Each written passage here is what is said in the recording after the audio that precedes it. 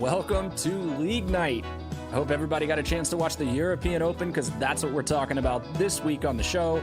I'm Jamie Thomas and I am joined by Matt Graham. What's going on, Matt? How are you, man? Great. And Josh Graham, two halves of the Grams, rocking the DGN hat. I love it. Well, as you know, the tour took a little sojourn in the summer over to Europe. The PCS Sula happened. Big props to Greg Barsby and all the Barsbarians out there taking down the Sula and Annika Steen on the FPO side. But the big main event was the European Open, and we are so happy to be back in Finland. Let's break it down. Matt, where were we? Incredible. 3 years have passed since the last edition of this European Open, and with that came all the hype. I don't know about you. I was looking forward to this in a very big way. The storylines coming in were largely surrounded to the fact that Macbeth was undefeated in the last 5 attempts. And so it was, could he do it again? And would this be the first year that FPO had a non-US champion? And could Paige get her 17th major victory? The course and event impressed with clean appearance, large crowds, dramatic finishes. The Beast, it's a well-designed course and challenged everyone who played it. A mixture of wooded airways. You have open field shots that created the perfect skill balance that the players and spectators were looking for. And a record-breaking crowd, over 5,000 people on the final day. I think the numbers came in near 5,500. The final round gallery was the icing on top. Many claim is the best event in disc golf. This year did not disappoint. Let's recap how the FPO and MPO divisions played out. Jamie, I think you're going to kick it off and tell us what happened in the FPO. But I set this up. Did I miss anything? How excited were you guys? 10 out of 10. 12 out of 10. Whatever the metric system number is for 10 out of 10. How about coming into this? Josh, how did you feel? It all fuels itself. So major already, right, is great. The longer than normal hiatus for the European Open. The players always talking so highly about this. And then as a result, fans get excited, and then all the podcasts and shows start talking about it. So yeah, we were ripe and ready, and I was one of them. Yeah, it didn't disappoint. Not at all.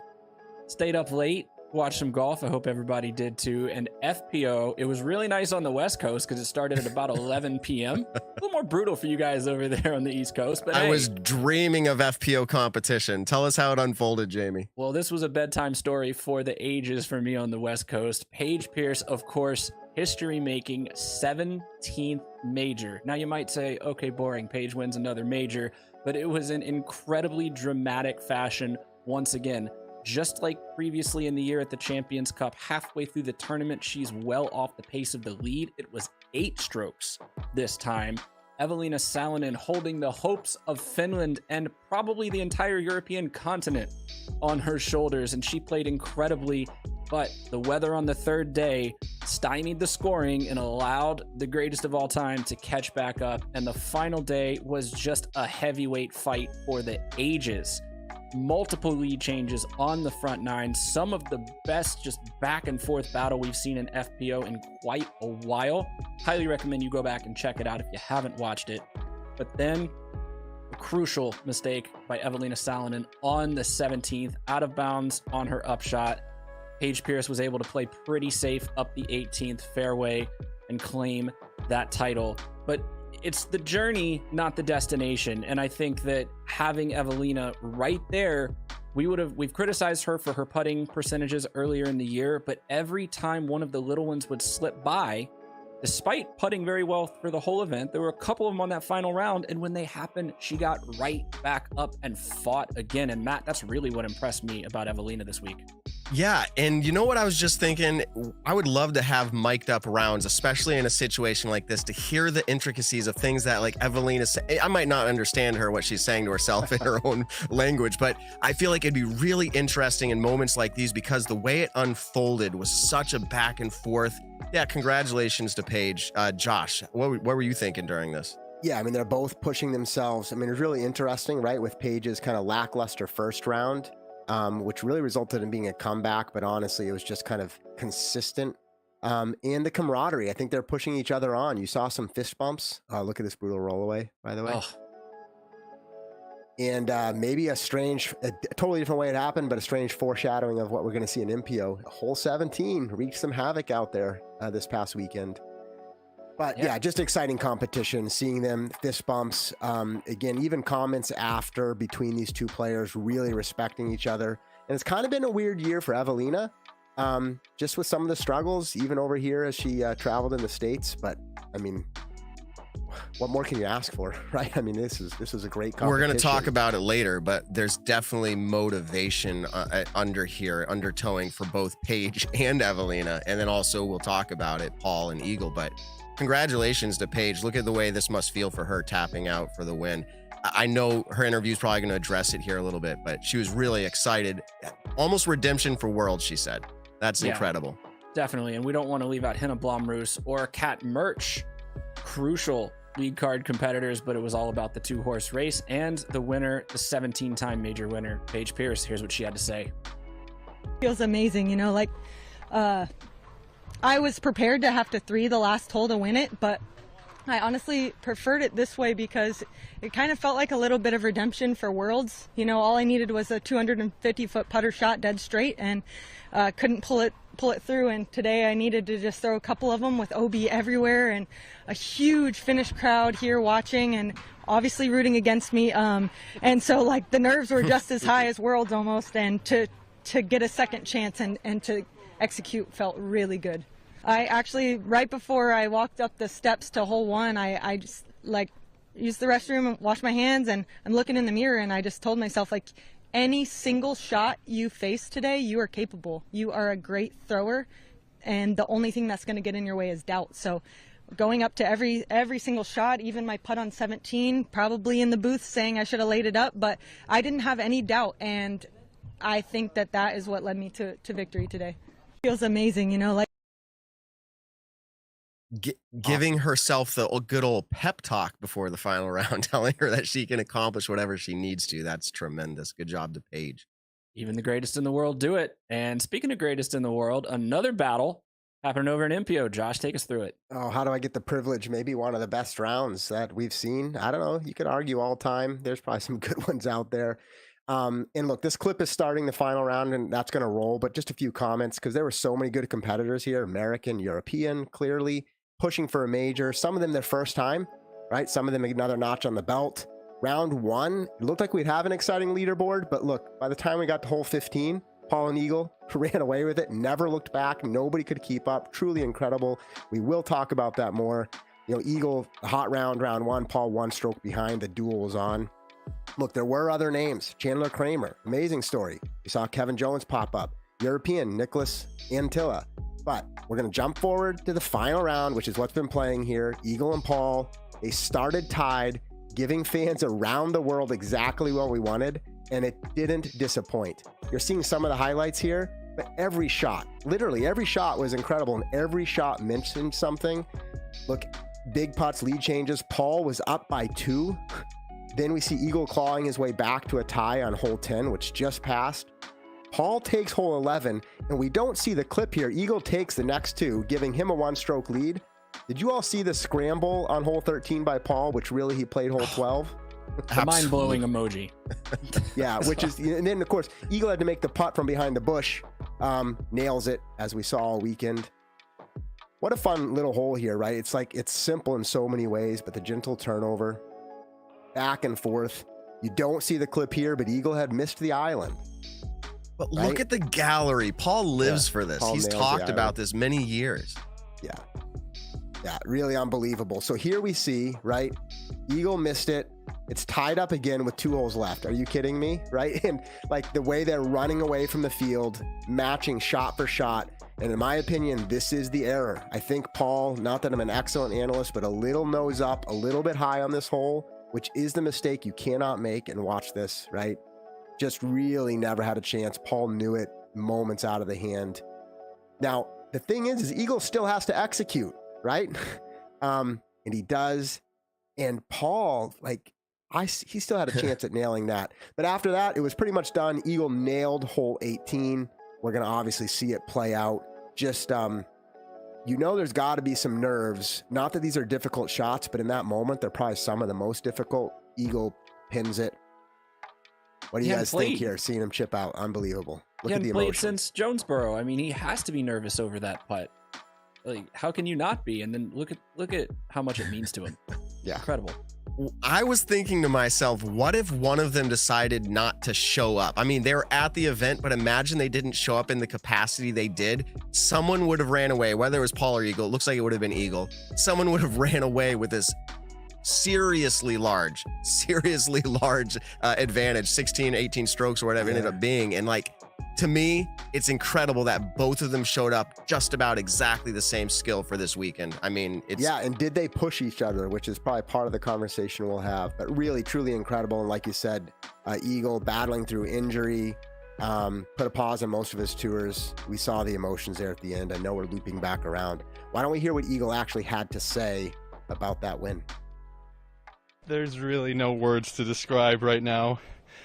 Like, I mean, shout out to Haley King, because I'm just thinking that she hasn't played that many events this year and she took down a major. So there's so much to say right now, but I'm at a loss for words because I didn't think this was possible. Talking to my dad before, I'm like, there's nothing that says I can't win the European Open, but there's doubt. There's always doubt in the back of my mind, considering my injury, considering no forehands. I didn't throw a single forehand this tournament, and I dethroned the beast. It's just to see. Oh, look at that excitement, huh? Dethroned the beast. And I'm just thinking, Paul must still be in proximity. Is he hearing, Eagle say that? And they respect each other. Of course, I think they're probably like great professional camaraderie and, disc golf friends, but that's gotta get under Paul's skin. Congrats to Eagle. I mean, he earned it. Like, can anybody question that? Like, you literally went, whatever metaphor you want, punch for punch, right? Neck and neck. I mean, right down until really the second to last hole, or arguably the last hole, the last putt, and to dethrone the beast. Congrats to Eagle. Yeah, Josh, you mentioned there's a mutual respect there, and that's for sure. The part of the interview that didn't make it up was him saying, I really think, and I was surprised to hear this, I really think we were both deserving of this. And I think he understands that Paul is absolutely a worthy competitor in that sense. But as he said, and you could hear the excitement, and I think there's a lot of adrenaline there, but he says, I dethroned the beast. Yeah, excellent. Yeah. Congratulations. Couldn't Eagle. keep that in, and good for him. Right. And I love the double entendre, because is he talking about the beast or I the know. Mick beast? Well, that was always the thing, right? Because Paul obviously had his history there, right? He It's kinda harder owns that to course. dethrone the course, but I hear what you're saying. I don't Great. know. You throw He got 42 down. 42 down. Yeah, he may. This he may course have is done hard. Let me tell Yeah, you, that incredibly course is hard hard. course. But I've been rewatching The Last Dance lately, and I just can't help but think of the MJ meme. Like, and I took that personally, because now Paul at Worlds. Oh, of course he is. Can't wait to get into that. But we have so much more to talk about with the European Open. Let's start by breaking down some of the biggest things outside of the recap that stood out to all of us. Let's take you to the primary storylines from Europe. Absolutely. Well, the first thing we're talking about, major motivation. Matt, you teed this up a little bit here, but it was so obvious to me watching this tournament, watching the broadcast, and just locking in on the facial expressions from both Paige Pierce and Paul McBeth, and by the way, Evelina and Eagle as well. But just there was a different level between those two players who have won so many majors in their career that it doesn't matter what they did last week, last month, beginning of the year. It doesn't matter what the trend says. They were here, and if you were going to take this from them, you really had to be at your absolute best. And I think that that's sort of the end all be all of why it came down to the wire for Paul McBeth and why Paige Pierce ultimately survived and took down her record breaking major. Just a different level of motivation. I'm curious to see your thoughts, Josh. Yeah, well, one of the things, well, actually, there's multiple things we like about major events, right? I mean, often they're the best events, maybe best locations, venues, get some of the biggest payouts, the most focus from the media, etc. That's all good. But for me, always the thing I like the most is because the players care about the most, because it's legacy, right? And branding and reputation and success. And so because they care the most, that equates to their motivation, right? Being the most it can be. And that always gives us the best disc golf. That is why I like majors. And here's the thing. I think probably almost everybody, at least the professionals we talk about the most on this show, the ones who are on the tour kind of really making a living of it, anybody who was there at the European Open, they were motivated to win. And because that's when the best of the best truly get to shine, when everyone is equally motivated, right? So everybody here wants to win a major, then it all comes down to what you do with that motivation and how you execute. And like, to me, that's where we saw the separation. We saw ultimately Paige and Evelina pretty much separate themselves from the field, which to me says they're the best that the FPO has to offer. We were notably missing some other players, but at this event, they were the best. And there's no question in MPO, Paul and Eagle, their motivation was high and their execution ability is higher than anybody else, in my opinion, which is why we see them just completely annihilate and separate from the field. And honestly, I'm still baffled's not the right word, but I am blown away. When you look at the score, every time I go look at UDisc or the PDGA page, you scratch your head for a minute and say, were they playing a different tournament or different course? Really, we saw some of the greatest disc golf, I think, this past weekend. Well, Matt, like, let's say I didn't watch and I just looked at the scores, kind of like Josh just said, right? They're so far above, both of these 2-horse races we're talking about are so far and above where the rest of the field was. Like, there might be a temptation to think, oh, the rest of the field just played poorly and these were the only two that played well. What would you say to that? Well, I'll say disc golf is a game of who knows what shows up for the day. And we've seen that with every good player out there. The ratings can show that. In fact, Paige Pierce coming out up to this event with 2 of her worst finishes ever in her whole career. I think there's definitely motivation there for sure to say 2 times in a row, I can't let it be 3. But again, I say it's who shows up to the course on that given day or round. I've had this same conversation with junior disc golfers during the World Championships. You don't place well here, it doesn't mean you're a bad golfer. And I think Paige, in her interview, had that conversation with herself. You are capable. And then what else comes out in her interview is saying that Worlds comes up in her interview and saying that I feel like I couldn't let that happen again. And I earned the ability to show everyone that I was able to finish where I could throw a putter shot, as she said, 150 or 200 feet forward to be able to snag the victory. The motivation was strong there. I don't think the others played poorly. I think they showed up in a very strong way, and that's how records are set. Now, for Salonen, she's coming off of, I hate to say a lackluster season, but she's averaging outside of 12th place at Elite Series or Majors. This one here is her best finish of the season with 2nd place, bumping her average up here. But I think she had something to prove being on home turf, if you will, and the fact that her putting has been lackluster. She was able to come out and shoot hot. Now, the motivation was there after round 1 saying, I know I can do better, but then to execute it is a whole nother level. Let me just give you a little bit on the Paul and Eagle train here. Macbeth, do you think he's happy with his finishes? He's averaging 11th. Are you surprised to hear that? Wow. This season, averaging 11th place over the course of Elite and Majors. And I'll say this, let's get rid of his 2 worst events. 51 places at DDO and 19th places at OTB. If you get rid of those, he's averaging 5th. So you go, well, he had 2 bad events. Paige had 2 bad events. They're showing up here. I think there's some motivation to be had when you're not showing up the way you want to. And for Eagle, I'll just leave it at this. Coming out of last season as what would be arguably the hottest player of all time, highest rating, so much, momentum, if you will. And then to come into this season having to withdraw because of the injury. He was fighting, I don't want to say demons, but social media comments, haters. He has fans and haters, and the haters are saying he's never going to be able to do it again. That played out, and you heard it in his interview. That tells me there was motivation there for him to prove everybody else wrong, and including proving himself in his, I won't call them demons, but his thoughts that maybe that's true. He had to prove it to himself, and he did that. A lot of motivation for both of them. Yeah, well, let me just say, if you're a hater of Eagle McMahon and you think he wasn't going to play well, you probably aren't very good yourself, because that guy is he's changing the game.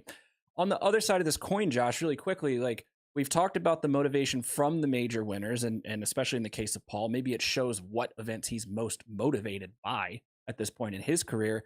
Talk about the other 2. Talk about Evelina, and we just talked about Eagle a little bit, but that motivation comes from a very different place, because it's easy for Paul and Paige, with their illustrious careers respectively, to say, here's the level we're going to play at. You guys keep up or get left behind. But these other 2 players, between them, Eagle's the only one with that major win back at Konopiste, and plenty of people call that into question unfairly. So let's say Evelina, 0 majors. She's fighting for something else. Well, actually, so let's see if I get this right. So Paul and Paige both had 16 majors coming into this event. I believe that's correct. Okay. Obviously, Paige earned the 17th. I think both Eagle and Evelina actually had the same major in 2018 at Konopiste. Oh, am I selling her short? That's my fault. I think so. Sorry, but isn't it intriguing that they both have one at the same event at Konopiste in 2018? So, Jamie, there may be no correlation, but to your point around people kind of second guessing that or maybe not lifting it to the level of a major like the European Open, they may both actually feel that. And I think that's probably true to some extent for Eagle. Matt commented, I probably agree with that. But for Evelina also, this is like home. As far as like, right, this is your region, your country, you're proud, and here you are. You've demonstrated your skill, but you've struggled in visiting the U.S. this year as far as final outcomes go. And I'm sure that's got to all build up and, be motivation to continue to say, look, I'm not throwing in the towel. I'm still here. And even though she didn't come out with the win, I think she did show that to a lot of people. It'll be interesting to see what both Paul and Evelina, 2 totally different stories, but what they do with this loss, right? And how that motivation carries forward. It will be intriguing to see. Paul's got 2 more majors to try to take down this year. Evelina the same, but it'll be pretty intriguing. Yes, and you are correct, Josh. My apologies to Evelina. She did win Konopiste. So, hey, even if it's a coincidental connection, it's a connection none the same. Wow. Speaking of Europe and the hopes of the whole continent, the Europeans generally as a group, and I hate to refer to them, they're all individual players like that. I don't want to be ultra American here and just be like, there's all these players and then there's multiple Europe. countries and multiple players, but yeah. Yeah. I mean, Finland certainly dominates, but they are individual players, and as individuals, they played extremely well at this tournament.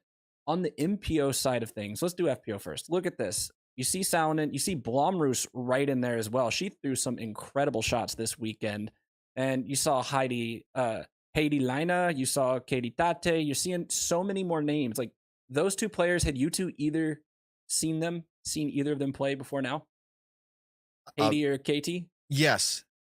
I think Katie only because she did come to the U.S. recently, so I'm familiar with the name. The others I may have seen on leaderboards, but no, not real familiar with some of the names further down the board. And Jamie, I know the flags aren't there, but only 4 of the top 10 were actually American players. I was just going to say, here's the number: six of the top 10 players were not U.S. Yeah, exactly.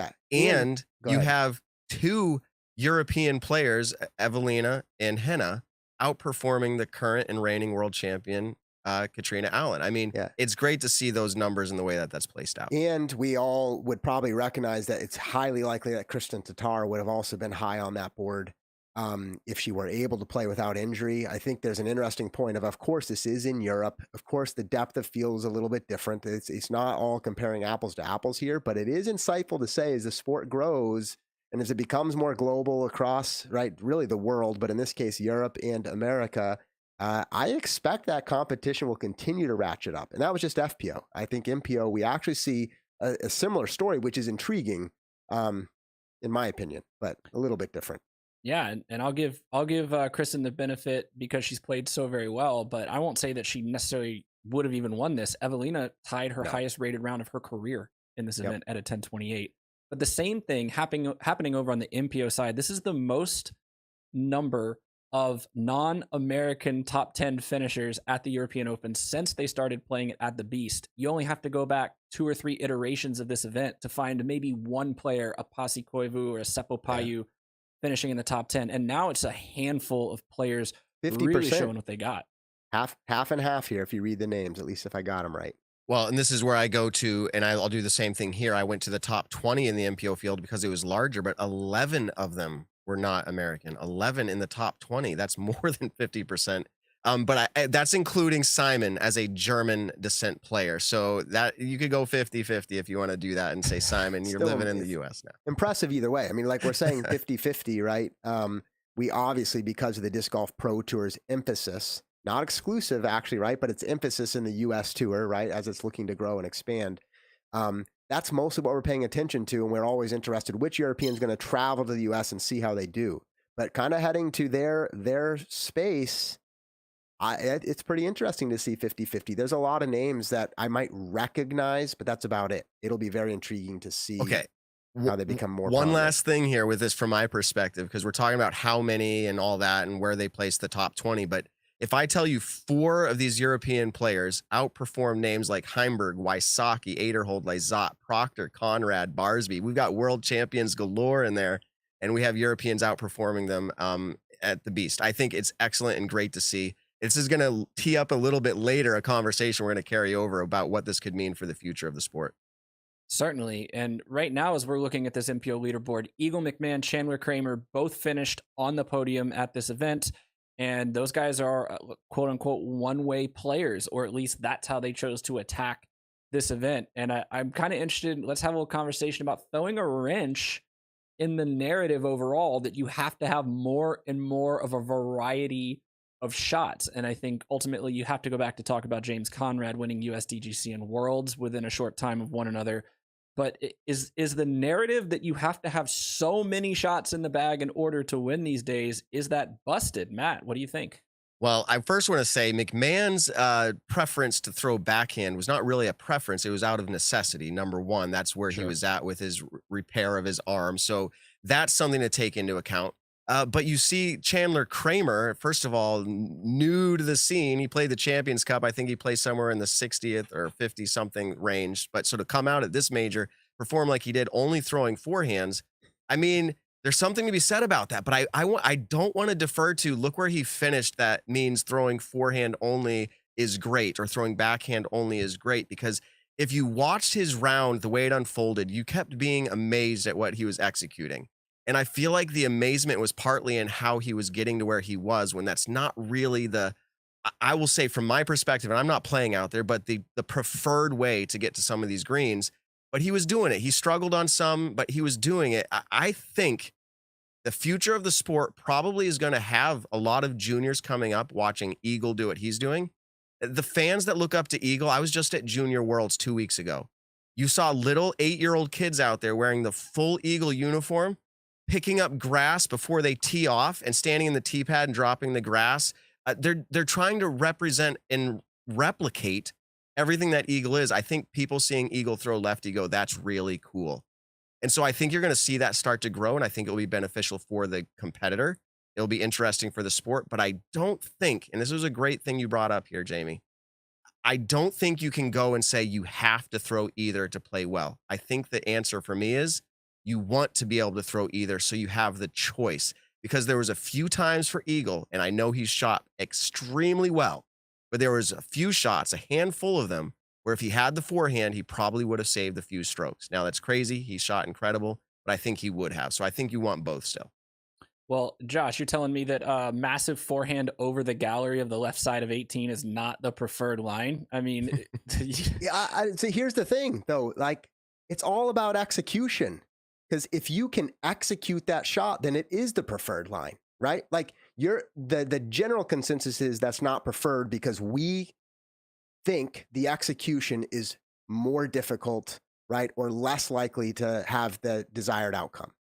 Look, it's always been about execution ability. I don't think you need all the shots. Look, there are very few disc golf shots that are truly one of a kind, and they're the only kind of shot that can get something done, right? That's part of the fun and variety. Now, here's why we talk about having more shot options. Matt, you kind of touched on this. The more options you have, the more likely you can choose the option you feel you can execute the best, right?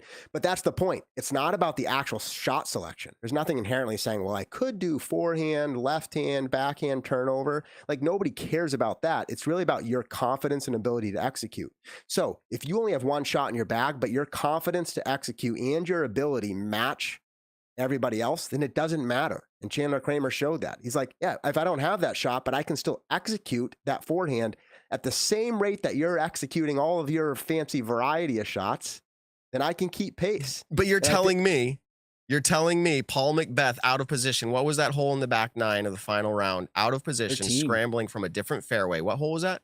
13. Yep. You're He telling played up me 12's fairway. Chandler Kramer steps up there with a forehand and he's able to execute that shot? No, because he's limited. That shot required a backhand, a hyzer, a strong hyzer on a backhand. You can't do that with a forehand. I think you need both. Tell Chandler Kramer you can't do that with a forehand. He might prove you wrong, which is actually my point. But of course, I would rather a variety of shots because my execution struggles. But like, and you know what? Maybe at the very upper end, which is what we're arguing, there may be the more variety that you can also execute, right, Matt? So like if I can now add more shots and my execution is just as high across, then I start to differentiate myself. So when I run into that one shot out of 260 strokes in a tournament where I have to do it and I'm able to execute it, then I agree. So yes, you want to be the best of the best. You need all the shots, but I think like you can make a case, and we have some players who have done that, who are like, look, my execution ability is so high on a lower range of shots that I can still deliver. Okay, and I just have to say this, Jamie. I know you want to move on, but I know that we set up, I think it was Isaiah Robinson. Thank you. Isaac Robinson. And we talked about him a few months ago, and we were like, will we ever see him again? And we could replay the clip. We didn't plan to talk about this. And Josh is like, I don't think we will. I wish the best for him. I hope he proves me wrong. And he did. But I would put you on the spot now to say, for Chandler Kramer, like, are we going to see him in the top 10 even from here on out? What do you feel about Kramer? Well, saying from here on out. So like, yes. Like, yes, we will. He's learned. I learned the hard way. He's earned at least one feature card at some point in the future. Okay. I mean, right. he like let's just talk about it for a minute because it was a story, not long. Like I realize we're kind of moving on, but what Chandler Kramer did as far as his execution, which is what I keep emphasizing, was truly incredible. Whether he can sustain it or not, Matt, I have no idea, right? And that's why we're laughing about it. How could I know?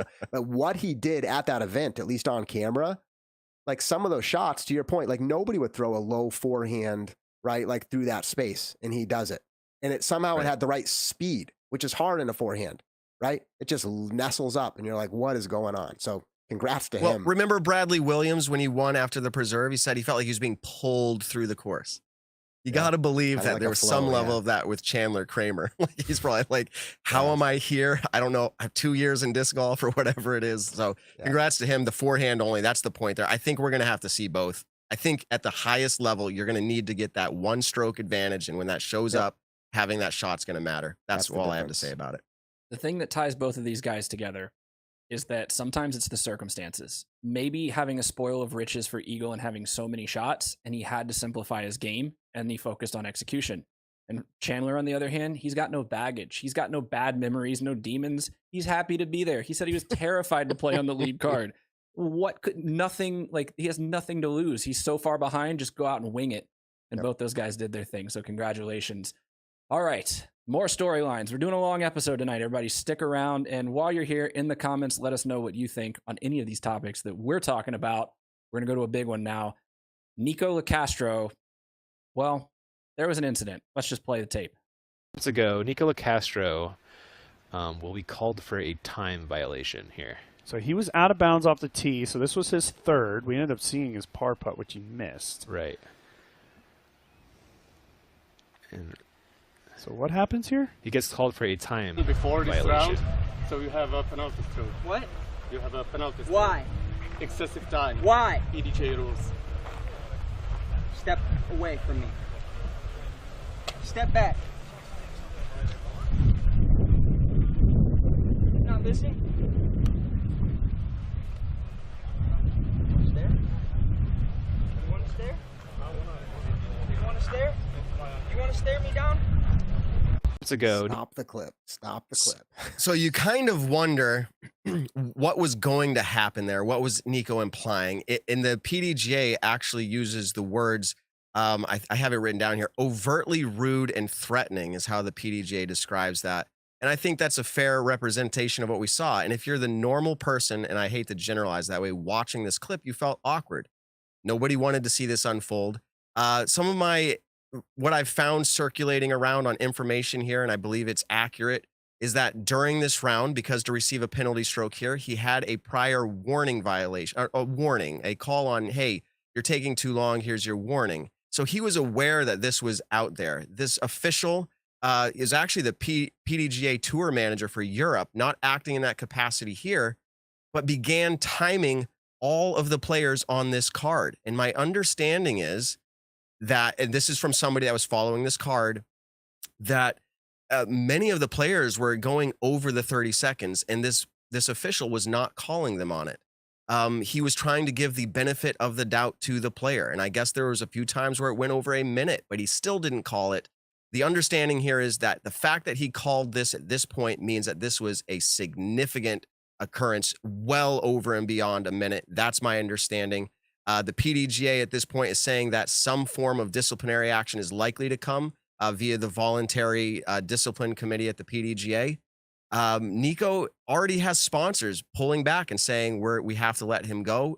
Even Gateway, his uncle's company, has said he's on suspension until we can investigate further. Nikko coming on to apologize, and now he's come out with a statement that says he's taking a break from touring.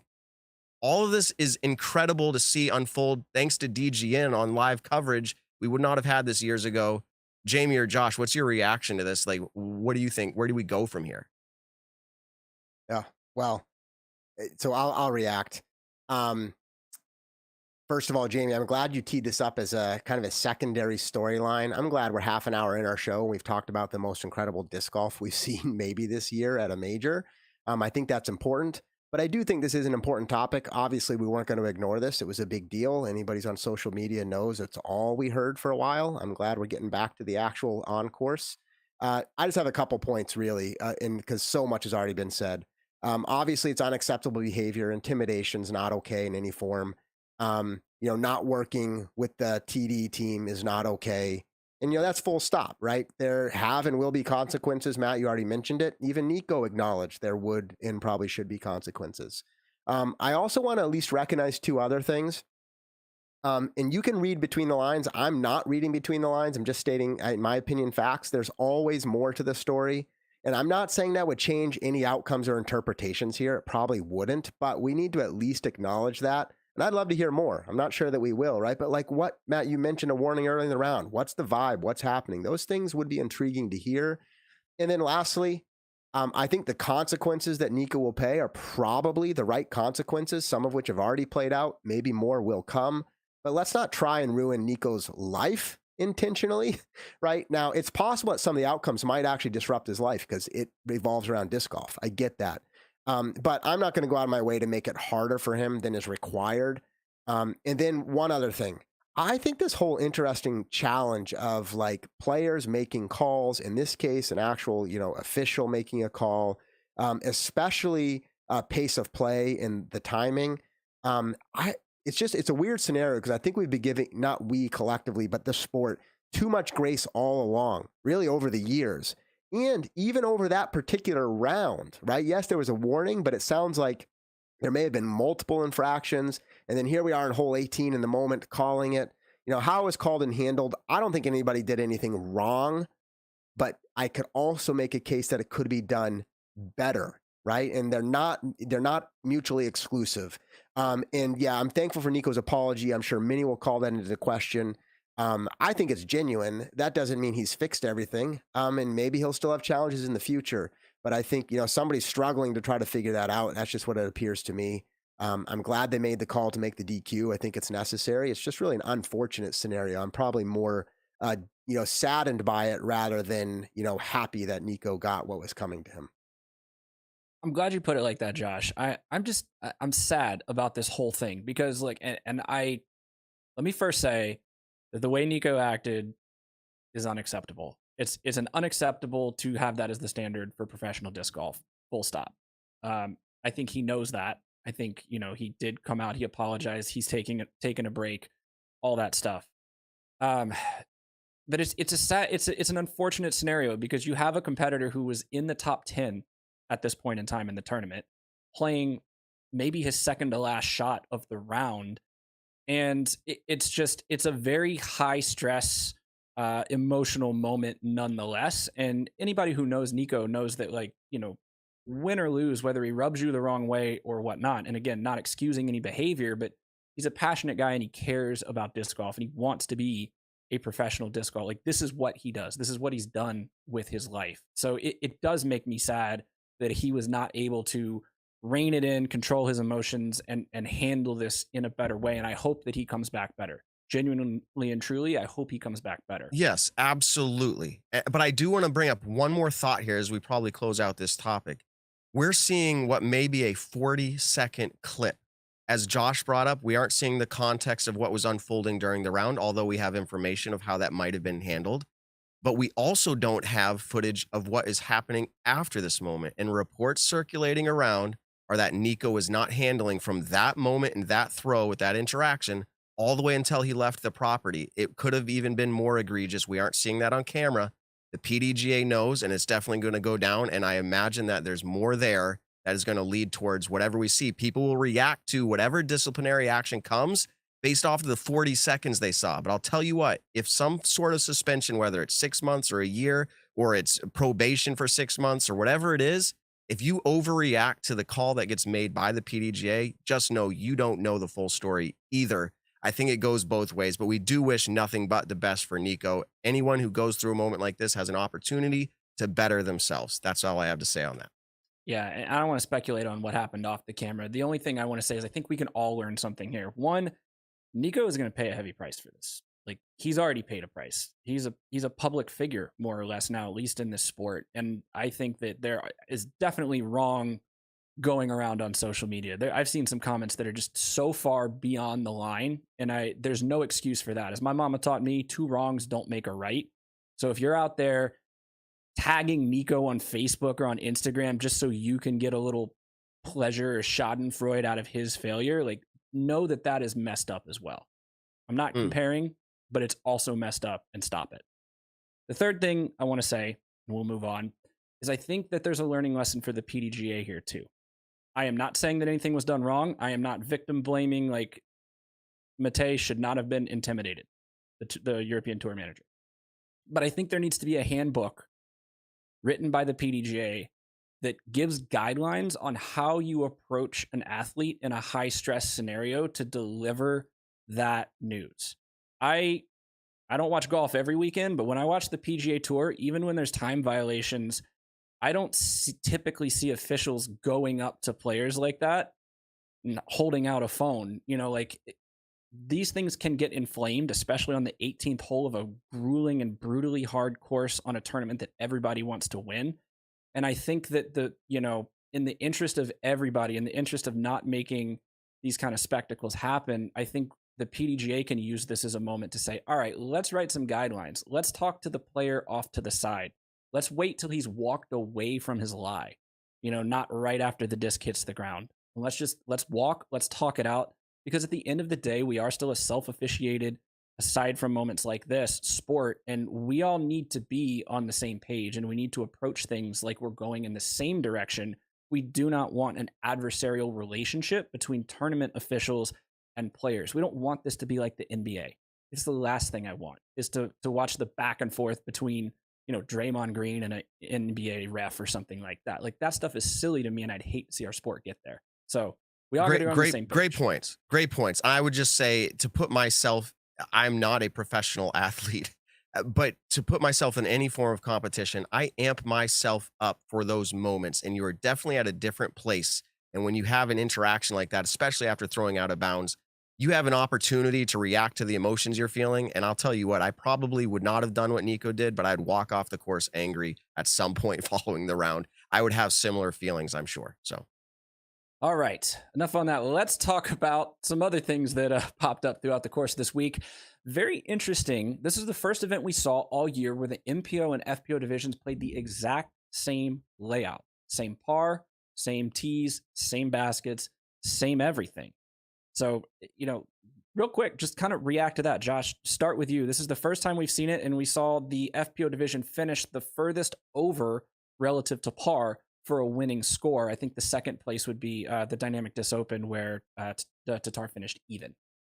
Yeah, so it was interesting, right? Because we've seen a lot of adjustments on the Pro Tour this year to, FPO course design. And of course, part of course design is a combination of layout and, actual par, right?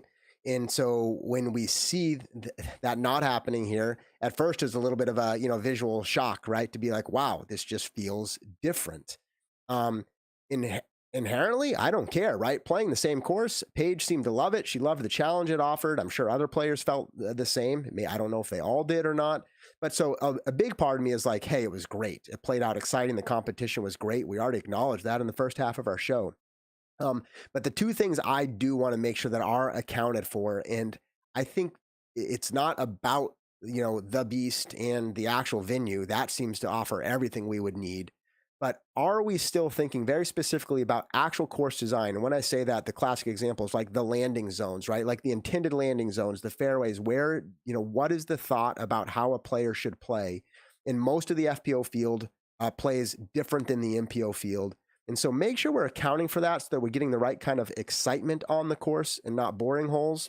And then the second thing is actual par itself. And there's a lot of debate on why par matters, because the actual throw count at the end of the day is the same or not. And there's actually a lot of interesting discussion, but I'm going to pick one simple one. It was just the aesthetics alone. And that does mean something. I understand it may not change the outcome of the event, but when I'm following as a fan, when I look at UDisc and see a totally different set of colors, or when I see the scoreboard and say, wow, they fought for a bogey, and realize that's actually an okay score on that hole, it just kind of feels weird to me. So I think you have to tweak the design slightly, and as a result, also tweak the par. In the end, I don't think it was a big problem at this event, but I would probably like to see that slightly adjusted. I think it's a learning curve. Yeah, let me ask a question and follow up to that, because you talked about we need to figure out where the landing zones are, or at least take consideration for that. And I would go, for which players in the FPO are we doing that? I mean, you have Paige in her post-round win interview saying, this is the course we want. We don't want putter courses. And so are we designing landing zones for her status, if you will, or the average of the field? And my question, and I'll just build it up off of this, is as the field matures, and we saw that with the MPO. I mean, we used to play a lot of courses that are now becoming Silver Series courses because they are not quite up to that standard of elite, a lot of it being distance included. So maybe the FPO field's not matured there yet, but who are we building this course for? Which players? Right. Well, maybe I'll give you an answer, but I'll cop out ever so slightly and say, no, it's the same question for MPO. What are you designing for MPO? Right. And so you're picking some range of players that you want to cater to at your particular event, which is probably your top tier of pros, right? If you're wanting to be, but the field, but here's my point with that. The field in the MPO has matured further now to where if you're cashing, that's it. Like you're a really great player. And I think we're going to start to see that where the whole field eventually is at a very similar level. Yep. I'm just saying, I don't think the FPO is quite there yet. The numbers are not quite there yet. Well, are we designing it for the top 10 or for the average of the field? Sure, that's all I'm saying. Yeah, design for the top 10. I don't think this was. I think the top 10 here, I think we saw challenges that weren't quite suited for that event. And I think even the pars kind of somewhat show that, right? It just felt really, really different. I'm not talking significantly problematic. Like, go back to the same, venue in the European Open. I'm excited for it. I'm just saying these are the things we can kind of learn, because I think we've been seeing tournament directors and venues try to make those adjustments this year, and it's probably been imperfect. And all I'm saying is the European Open can also get on board with that, right? Try to recognize that and continue to evolve, even if ever so slightly. No big complaint on my part, but I think we're going to need to continue to make progress. And Matt, what we can't do is design courses that, and you're not saying this, I'm exaggerating, but that only cater to Paige, right? Or that only cater to Katrina. It's got to be some downrange. Or Evelina or Henna. My point is there's a good group of players there now who are starting to show that they are becoming the standard of FPO. Well, then that's all I have to say. Well, that's fine. And designed for them. And I would say this course was not designed for them in mind. It was designed for MPO in mind. No, you're correct. You're correct. I'm glad we had this discussion. Jamie. And to further that Paige quote that you started, the next thing she said was, we are capable of greatness. Yeah. And I want to bring some numbers into this to kind of spice this up. I looked it up. The last 5 Disc Golf Pro Tour of events, that goes back to the Dynamic Disc Open, OTB, Portland, Preserve, Idlewild. Every single course since we started coming westward earlier this year is longer in the FPO layout than the Beast. All over 9,100 feet. So in that sense, and as we said earlier, the next finish that was not under par was at the Dynamic Disc Open with an even par winner. Every other tournament has been under par. So it actually kind of comes down to a discussion around par. And don't worry, I'm not about to derail the show by getting into a discussion on par. But I just it's an interesting thing because you are capable of greatness. We want to design for where the division is going and set an expectation for what it's going to take to win. We can also take something from boxing here. Like Paige has been so dominant, 17 majors now. What's the saying in boxing? You want to be the champ, you got to beat the champ. And I think that now we're seeing a progression of players like Evelina, Henna, etc., who once were getting autographs from Paige Pierce early in her career and are now challenging her to continue to play her best in order to keep it going. So super interesting to see. And I'm wondering, again, if you're watching, put it in the comments. The optics on this course, did it feel antiquated to you to see these players throwing so far over par, even though it is a direct comparison to the layout that the men played? Or do you prefer to see that under par? Because like we said, this is actually not the longest course, not even by like 500 feet that we've seen the women play this year. So interesting topic on course design. We'll certainly come back to that. And we're probably, I don't want to get ahead of ourselves, but we're probably coming back to Europe for another big event. Jussi Meresma dropped in the press conference a pretty big nugget here that he is going to bid for the 2024 World Championships to come to Finland. Matt, we're going to start with you. I need your excitement level and your reaction to that news. My reaction is absolutely yes. You could pull this off next year. You could pull this off immediately. I do not see a downside. The best players in the world will show up. You better believe it. And you're going to have a large field. Again, we'll say it, of European competitors, which to me feels more worldly. I love it. And I think the level of competition that Jussi, if he's involved with it, will pull off. It would probably be the best worlds that we have ever seen. That's my take. Wow. Just low expectations from Matt over here. Best No, worlds he's it's ever coming. seen. It's coming. And I'm excited. When I watched this European Open, I thought to myself, this is what worlds should look like. If you can put the world's title on what we just saw, it would have ramped it up even more. Again, that's all I have. I mean, Josh, react to that. Yeah, I mean, if the players are excited, then I'm excited, and I say let's book a league night trip right now. Like, put it in the expense, and let's get it done. I don't have a whole lot to add other than, like, I agree. I understand why the sport's grown up predominantly with events in the United States, but there is nothing to stop us from offering a Worlds tournament. All the competitors who have what I would classify as a legitimate shot at winning Worlds, which is pretty far down the tour board, right? They all have the ability, if they so choose, to get there. And it would be incredible. So let's do it. Yeah, you got to start working on your Finnish before we go over there, Josh. You got to see if that's on Babbel or Duolingo or something. All right. Last but not least, thanks for sticking with us all day today here on League Night. We got some quick hitters, just some other little things that we noticed before we close out the show tonight. Let's start back with Josh. What are sort of the other things, the best of the rest, the storylines that you noticed from this past weekend? Yeah, these are probably small in the grand scheme, but just fun to kind of mention some things. So we saw a lot of different event partners, I think, as they're listed. We probably call them sponsors. I just thought it was fun to see Ford. And I'm sure, right, it's the regional, Finnish Ford brand. But, I don't know the level of contribution they made or anything like that. I'm sure the Pro Tour themselves have secured partnerships at least as big as value goes. But the observation is more about the aesthetics and how it's just neat to see like a truly globally recognized brand on display at a world-class event. And this kind of promotion goes both ways, right? It gives Ford value, right? But whether we like it or not, it lends credibility to the event itself and then ultimately the sport.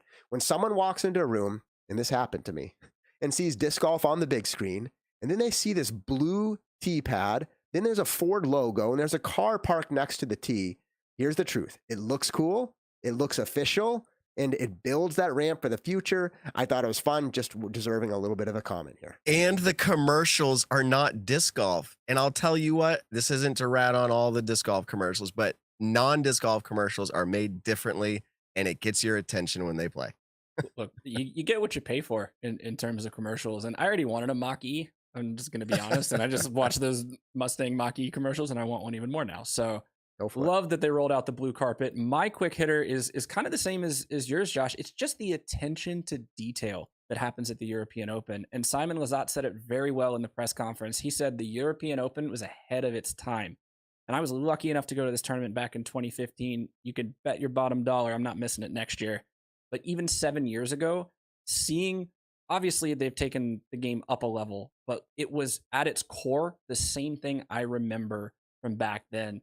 you know, Eagle throwing disc to the fans from the stage after he won, getting swarmed by kids, by treating these guys like they're, I mean, Lowry Markkinen, who plays for the Bulls, was there.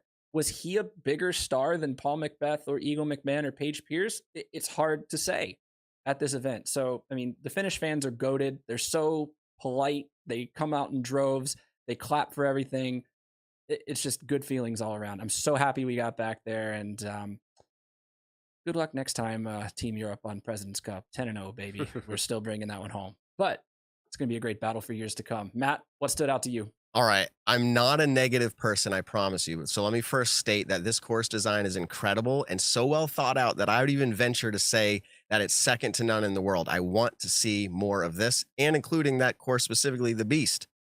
And some will say that I'm grasping for something here or anything, but in an effort to make our sport appear to be here to stay, first-time viewers, including large maybe sponsors, I know we just talked about Ford, I think we need to move away from multi-use venues.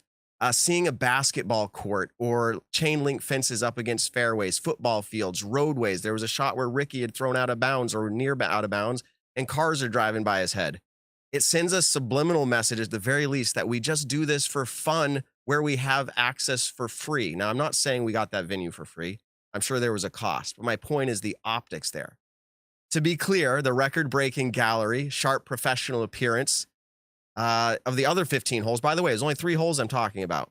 And the dramatic play that we watched unfold brings this chain link fence to a faint place in my memory. I just think we need to do our best to look at each venue through the eyes of a first-time viewer or a big-name sponsor. And let me just say, think of this. Lake Eureka, temp course, throwing over a baseball field. We might be used to it, and there might be a storyline there, but it just has a different feel to it for those who are not familiar with the sport. All that being said, let me wrap this up. Maybe this is just how disc golf is and will be. And guess what? I'm okay with that. I'm looking forward to the rest of the season, chain link fences or not. Jamie, it's been spectacular so far. It has been absolutely spectacular, and that's only going to continue because you don't have to wait any longer. This weekend, we have another Disc Golf Pro Tour event coming up, which has its own venerable history. Site of the Amateur Championships, site of the 18 down by Paul McBeth. It's the Discraft Great Lakes Open, taking place this weekend. You're going to want to catch it. Starts on Friday the 29th here on the Disc Golf Network, and you'll have the final round on Sunday here on the Disc Golf Pro Tour YouTube. And you got to see it. This is always a great event. They've gone up a level last year as well. Remember the red mulch, the couple of new holes. The toboggan course is certainly an interesting test for those people who are just getting back to the States today from Finland. So make sure to tune in and see how your favorite players do. And as we close it out, we talked about being rock stars, superstars. Eagle McMahon, before he even won the tournament, he's an icon over in Nokia. Check this out. Eagle. There you go. Fish.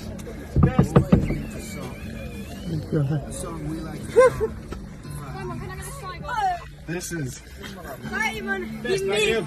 My God. Give me mini. You win. Me win. Me win. I win. You have a good pen. Yeah. I win. I have pen. Simon, I win. You did win. Eagle's still out of breath. That was epic. It's good, Tesla. Crabby. Toot. Oh, I'm busy. Eagle. Eagle. And with that, that's what we got for League Night. It was so much fun. Thanks for tuning in. We'll see you next week right here on the Disc Golf Network. Peace out, everybody.